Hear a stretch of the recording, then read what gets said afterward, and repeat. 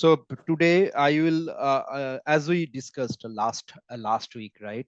That today we'll give a brief industry understanding about the Indian defense industry, Indian def- Indian defense industry, and that would be the part one. And on the next week, we actually will discuss about the companies. Those we should have a look on those because those are the promising one. Why they are promising? What are the advantages they have right now? What are their P? Whether they are suitable based on our multi-bagger criteria. So everything would be on the part two.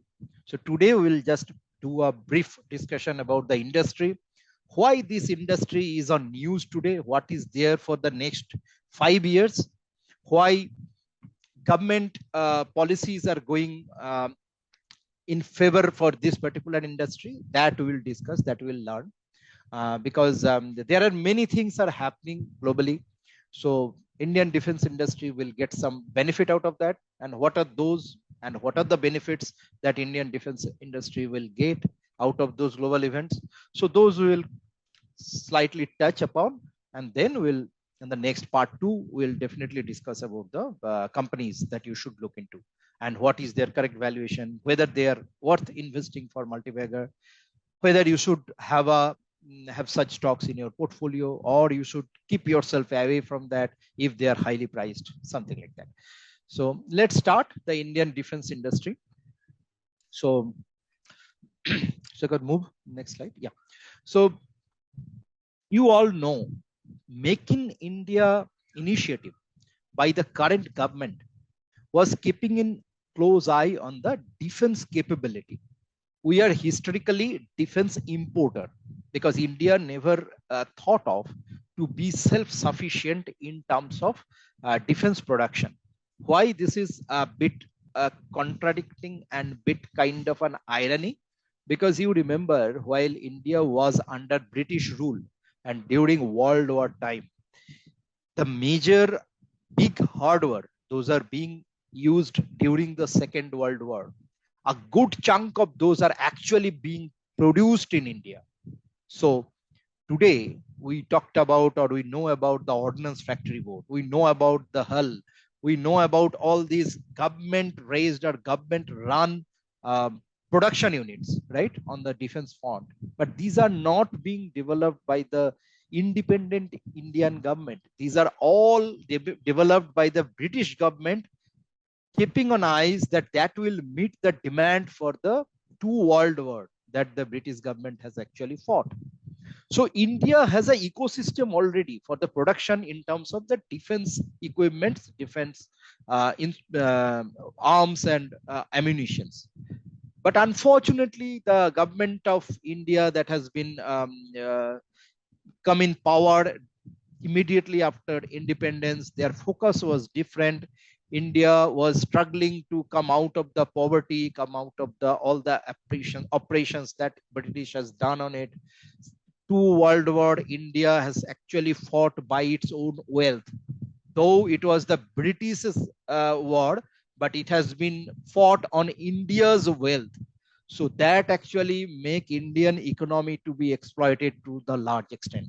So India has some other priorities. So that's why the defense was not in the priority list initially. So if you can go through the 5-year planning initially, or if you can go up to 1965, India was not in a shape that they should think of any production, self-production, or focus on the self-production.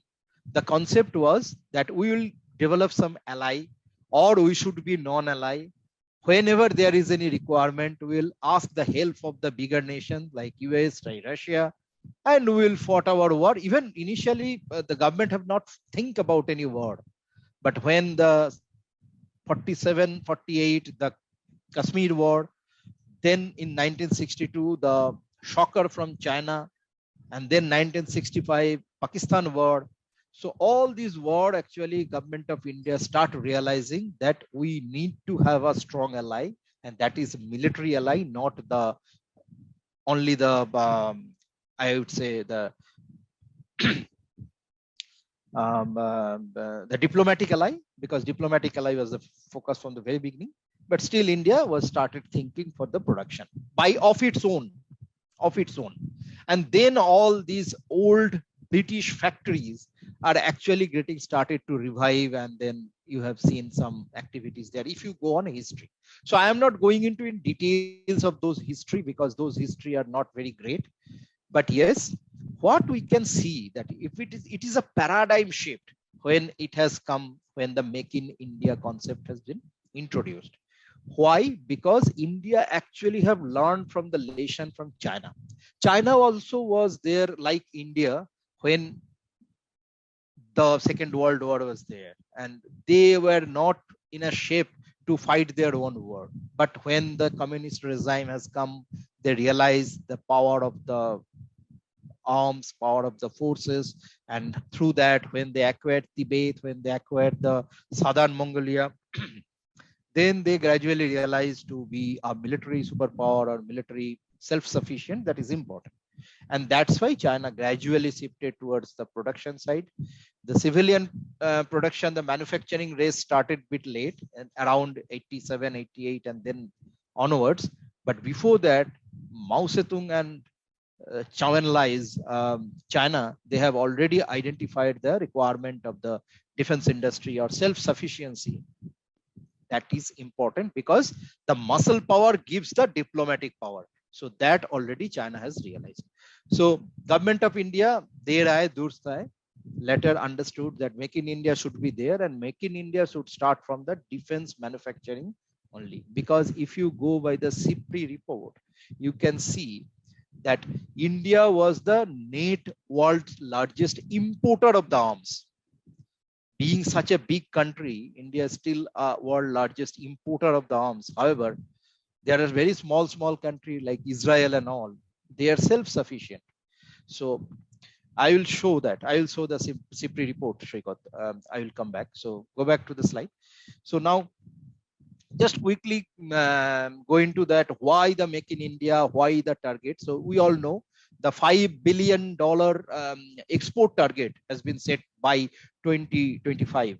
And India actually progressing towards that, but it is a very optimistic target. But since there is a target, means the government policies will push for that. And overall production, that is the target, domestic production is around 25 billion. So that is everywhere. I mean, all the media are actually covering that. And you can see here the current status. It is around 470 million USD right now. So there are some countries where we actually do the export. So recent addition is the Philippines. Earlier it was Armenia. It was some of the African countries. And now there are the talks going on with Malaysia and Argentina and Egypt. So these are the some of the well-known countries. But India, as I said earlier, that India are the ammunition supplier, not the arms, but the ammunition supplier. So the 5.5 round bullet or 7.8 round bullet. So these are all earlier being developed and being produced by ordnance factory, and they used to supply to multiple government across the globe for their rifles, for their carbines and all this stuff. But that was not sizable enough. So coming to the next slide, you can see here that the share of the defense budget. And if you can see that what are the expenses and all, the army has the lion's share, Air Force and Navy are getting some, and then some goes on research. So major hindrance of Indian not so developed defense industry is because of this chunk. Because of this chunk, you see, the research and development was minuscule of the overall budget. And you all know the army budget, it is not all for preparedness of the war. Air Force all not for preparedness of the war. Navy all not for preparedness of the war. A major chunk is going on payment of pensions and other benefits and salaries to the defense staffs. So those are unproductive. So actual productive pie is this one, this part. But unfortunately, this is very minuscule. Now, government is focusing on this. And for that, what government is actually pushing hard, it is not possible by the government run institute or government run companies can push the drive.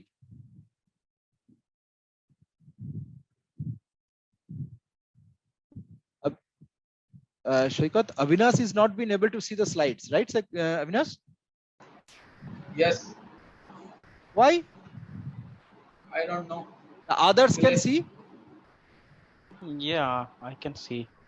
Actually, I Yeah, I have can joined, then also at see. that time seems some network connection issue was there, but now actually the screen is not available. So can you do Abhi, one thing? Can you just drop and then rejoin? Okay. yes, Let can me you try log out again. and log in again? I think it Okay. is the problem from your end. Okay. So now this particular part that needs to be exceptionally developed, because Israel is Israel today just because of their state of the art research and development. So those are the strategies government of India is now taking. And so you can see here as well, ordnance factories, they are very minuscule of the share of the overall budget. But coming to the point that what are the strategic change that government has taken, because government has actually bifurcated the productive expenses and unproductive expenses. What are the unproductive expenses? All these salaries, retrials and all this stuff. And the productive expenses are the technical investment, technology investment or acquisitions, all this. All these. So these are the productive expenses. In addition to that, there is a separate allocation for DRDO exclusively. And also government is encouraging the public sector and private sector to participate in this journey. And there are multiple private sector companies are actually stepped up, and they are actually now today part of the overall defense production fraternity. And that is the actual chunk where we should be interested in, because these are the companies, some of them are already went public, means they are listed. And we'll discuss in part 2 that what are these companies and what are the potential of these companies to actually, because this is going to increase, this will be going to increase, it would be like this. So actually taking this pie, that portion that is being spent by the government for research, that they can share, and simultaneously the market that government will create for them or the rest of the public sector companies or the demand or the need that will create the market, they can actually take charge and get some market share on that. And you know, the defense industry, the market share means it's a lump sum share, because defense produced are being sold in a very high value. So that is a benefit perspective. Okay. Now going to the next slide. So we can see that government of India, what are the initiatives they have taken. So basically these are the amounts that you can see on the screen, that what has been allocated. So I am not going to reiterate those things again, but however, the privatization is now the major thrust area. And that's why the private companies are being part of the overall ecosystem. So just to tell you, give some reference, the Tejas, the flagship Indian aircraft, fighter aircraft. So in that ecosystem, there are 47 private companies who are actually manufacturing multiple parts of Tejas today. What HAL is doing, HAL actually shared their workshop for the assembling purpose. And they actually have the control on the supply of engine, supply of fuselage, and the supply of the radar. So these are the key areas, key parts. Those are actually being shared by the HAL. Rest all are being produced and assembled by the other small public sector, private sector companies, and some of the SME and MSMEs as well. So all they are part of the overall ecosystem. And that actually gives a tremendous boost in the production rate. Earlier, when first Tejas was flown and then it got the initial clearance, operations clearance, IOC clearance, and that time Tejas production rate was around 6 to 7 fighter jet per year. Now it has increased to 16 fighter jet per year. So that is a boost, almost double, just because of this ecosystem development with the public sector and private sector firms. And the target is 24 fighter aircraft per year, which seems to be feasible if more assembly line and more companies are onboarded. And FDI, government of India has reduced the restriction of the FDI. So multiple companies are actually going for the joint venture, and based on that joint venture, they are actually developing their parts. So Adani in drone industry, I mean, you might be surprised. I don't know how many of you knows. So we talk about Adani for port, we talk about Adani for power, we talk about Adani for many other things. How many of you knows that Adani now is in drone industry as well? So they are actually preparing small killer drones with a collaboration with a Swiss company. Similarly, for Rafale, there is a domestic tie-up clause, and that domestic tie-up clause is with Reliance Avionics, Tata Advanced System. So they are also in collaboration. So most of the leading domestic companies who are there in production, military production, they are mostly all are in collaboration. That actually helps them to get the technological know-how easily, and that helps. So moving forward, so let me show you something. So I got just stop share. So let me show you.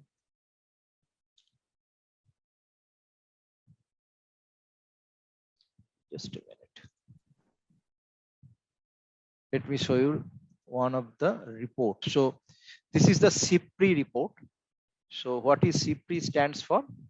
So CIPRI is the Society of International Peace Research Institute. Okay. So CIPRI actually publish multiple reports across the globe, and they classify and categorize different countries, their capability, their firepower, their defense production, their export, their import, their influence in the global arms race, their influence in the global democracy, global diplomacy and all this stuff. So they publish multiple reports. So this is one of the reports, and it is for the 2021 report. I will show you that the export and import perspective where India stands. So let's see. So this is the exporter. You can see my screen, right? Please let me know if you cannot see. Yes, I can. Yes, Okay. yes, we can. So these are the main exporters in the world. So initially we were nowhere, and see, it is the comparison between 2012 and 16 to 2017 and 21. As I said, the Make in India initiative was started after 2014. So that is a very good benchmark and comparative parameter that after the Make in India movement, whether we have made any progress or not. Okay.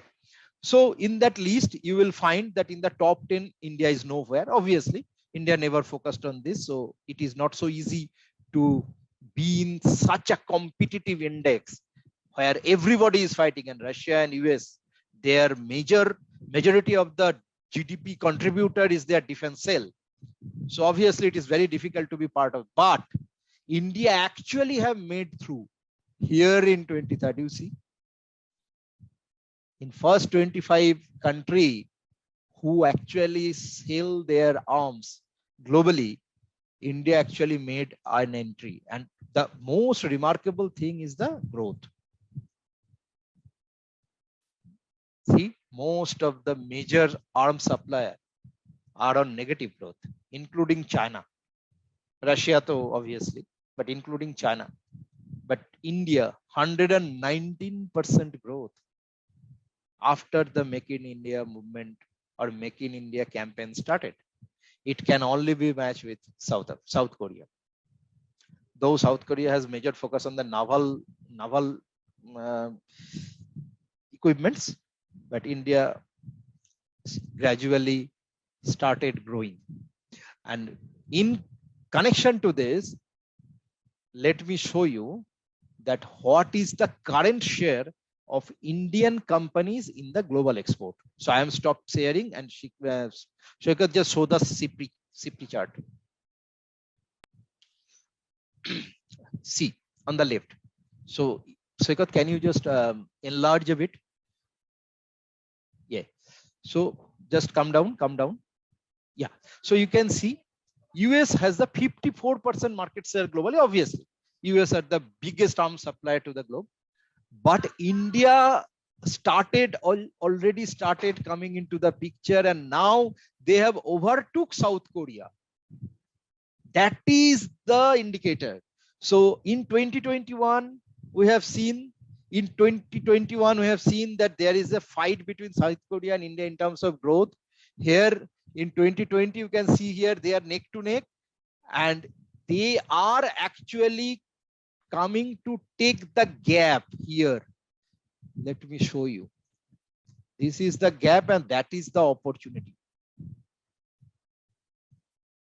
Because European Union actually started showing some decline. Italy started showing some decline from their share in the global market. Israel is keeping up very fast. Japan also started their production recently, but India also coming up very fast. So the gap that has been created by Russia. So please zoom out. Zoom out. Yeah, bus. So now you can see here that Russia, earlier they are the number 2, right? So they actually have lost their position to China. But Chinese instruments already started showing their true performance. True performance means the quality.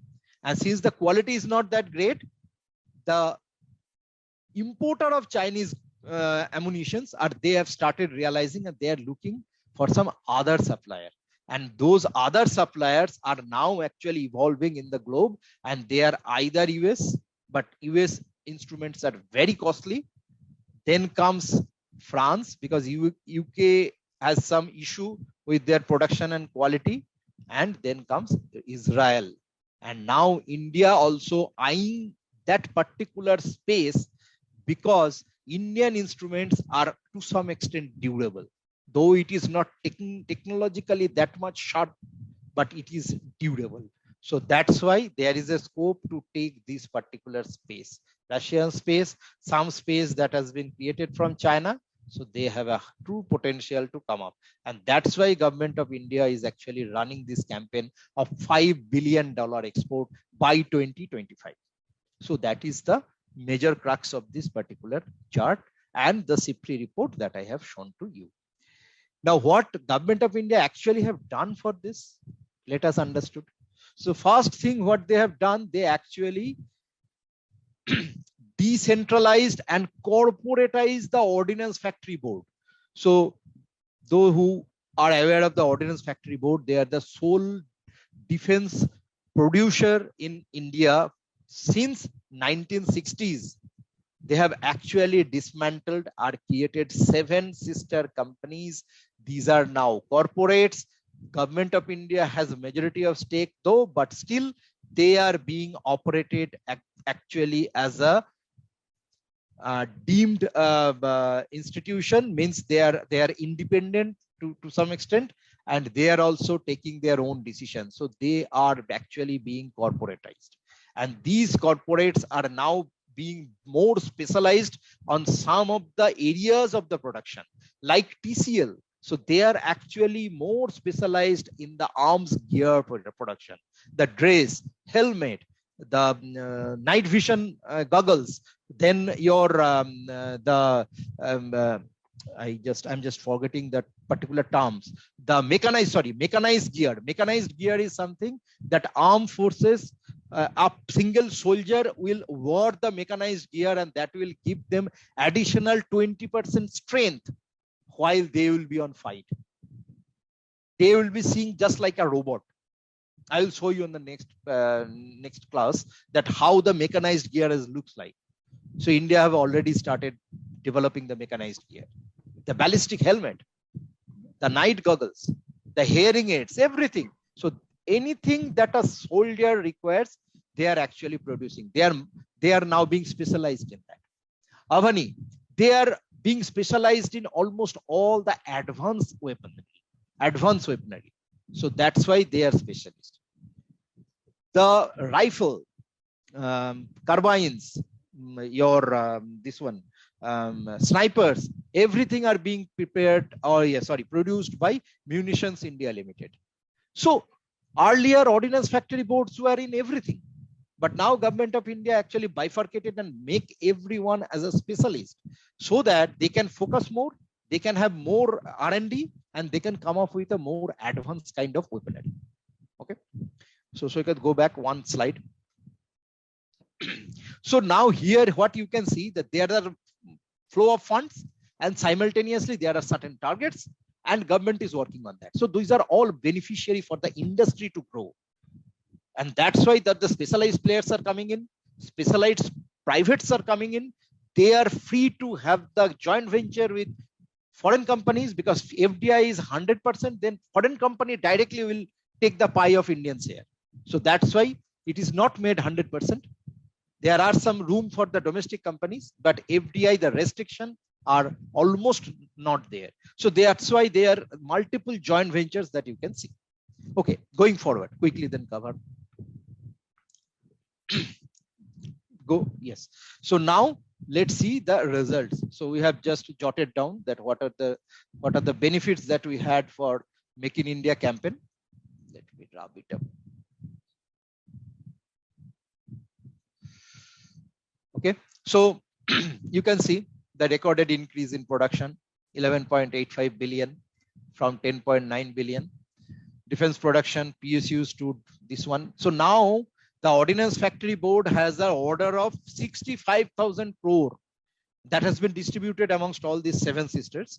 But that 65,000 crore already order book that they have, and government has a next budget and there will be further more.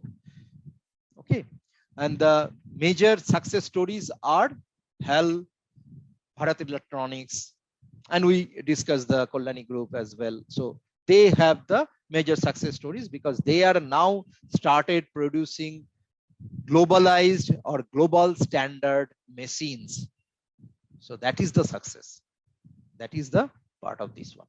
Okay, then going next. Okay, so what is in a nutshell here from the industry? So industry has a promise. Industry has a government backup. There is a scope to gain more market share because I have shown you the round chart from CIPRI that there is a scope because Chinese products quality issue that creates some issue in the countries who have actually purchased the Chinese products, especially the African countries. So there is a scope to take up that particular market. Russia gradually getting shrinked their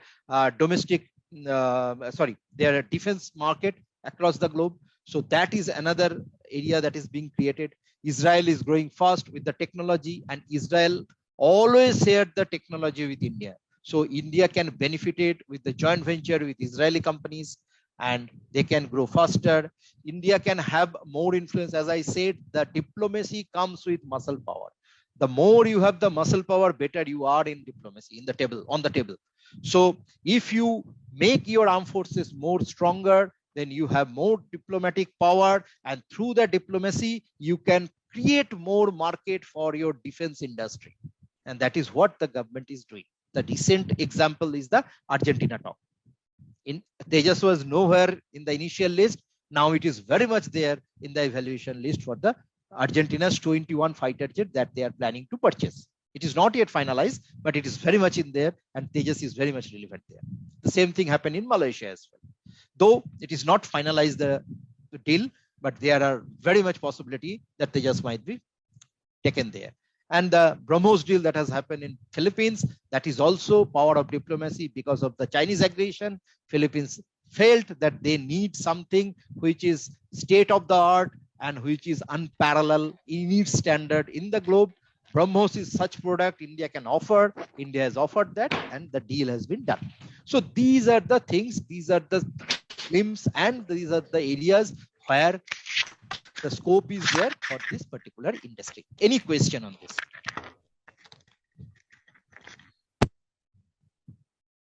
Any question from anybody?